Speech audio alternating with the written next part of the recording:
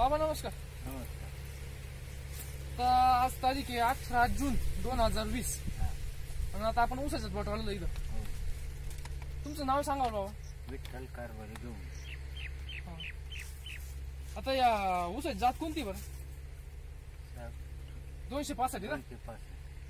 बरं, तुम्ही शेती कधीपासून करते बरं? पारंपरिक पद्धतीने सुरुवातीपासून शेतीच करते. आणि ऊसाची शेती बिती पारंपरिक पद्धतीने करते? पारंपरिक पद्धतीने करीत होतो आतापर्यंत. बरं, आता या ऊसाला तुम्ही आपण ग्रीन प्लॅनेट कंपनीचं भूमी पॉवर वापरले. हो. एकरी एवढी एक बॅग वापरली 12 किलोची. 12 किलो. मग आता याच्यामध्ये सांगण्यासारखा बदल काय वाटतं तुम्हाला? सांगण्यासारखा बदल, ऊसाची जाडी वाढलेली, हा, काठीची, पानाची रुंदी वाढलेली, पानाची रुंदी बी अशी वाढलेली बघ. हा, आणि फुटवे आज सगळ्यात सर्व जिवंत आहे. सगळे फुटवे जिवंत आहे आता बी. आजपर्यंत. आणि कांद्याची उंची वगैरे कशी वाटते?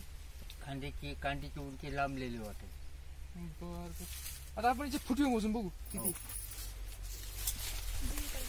1 2 3 4 5 6 7 8 9 10 11 12 13. त्याला 13 फुटवे आहे. आणि ती उंची वगैरे तर पहिली कांदीची उंची सुद्धा खूपच चांगली आलेली. आणि फुगवण सुद्धा तुम्ही बघू शकता बा, फुगवण सुद्धा एकदम भारी आलेली. पानाची रुंदी बी बघा बा, पानाची रुंदी सुद्धा 4 बोटापर्यंत पानाची रुंदी यायची वाली. मध्ये घ्या बरं कॅमेरा.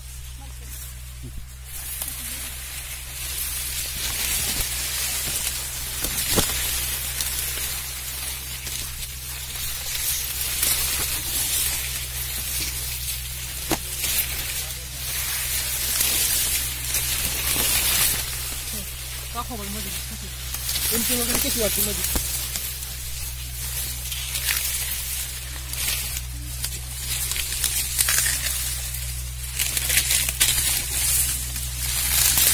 हा, इकडे लावा बरं. काय वाटतं का पानाच्या उंचीमध्ये?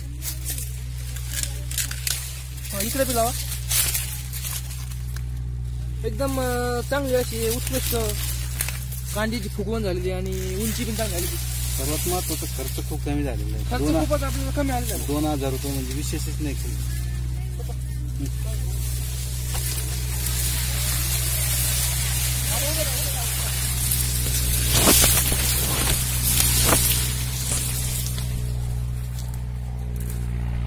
आता तुम्ही ही जी बॅग वापरली, तुम्हाला आधी वाटलं होतं का या बॅगनी एवढं रिझल्ट भेटेल म्हणून?